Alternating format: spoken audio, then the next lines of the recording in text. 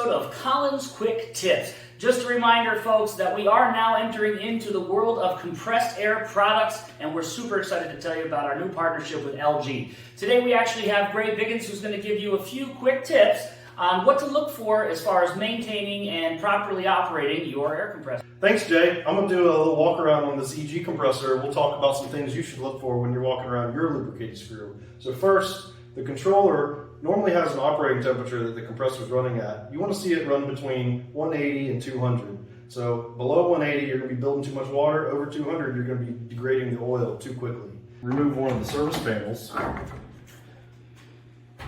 You want to make sure there's no leaks, which would be collecting on the base, either water or oil.